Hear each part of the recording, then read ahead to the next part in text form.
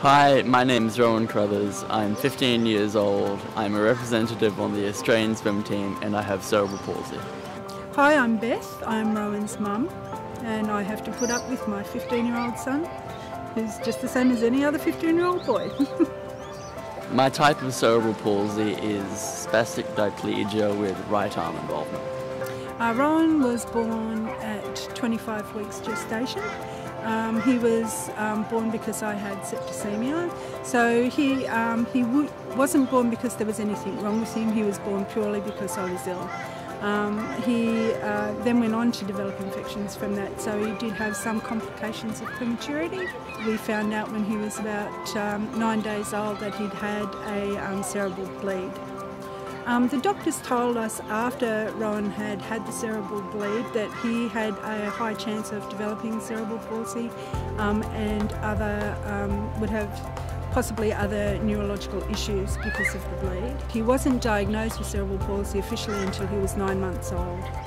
I first jumped in a pool when I was around 7 years old, I believe, just to help with my physiotherapy because I was told by the physios and all that swimming was a really good way of learning how to control your body and coordinate your arms and legs with each other. When I first started, I was anything but a brilliant swimmer. I couldn't turn my head to the sides to breathe. I'd breathe more water than I would breathe air. I'd kick my legs into each other. I was just awful, but it really did help. I've gone from a kid who just swims in the pool for fun to holding something around 17 national records. I'm not sure how the number is too many. My 15-year-old son Rowan is a normal 15-year-old boy. He has a floor drape rather than a wardrobe. He doesn't like to help out with the dishes, and it's very hard to get him off the computer and to stop him playing computer games. We also have to take his mobile phone off him at night so that he will go to sleep. So really, you can hang in there. Your kids will grow up fairly normal.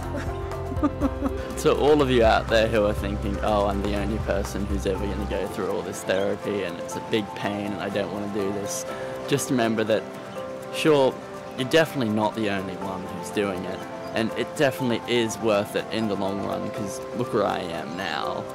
For parents of kids that have just been diagnosed with cerebral palsy, I'd like to say that there is hope. The brain is not something that your child is locked into. The brain can be expanded.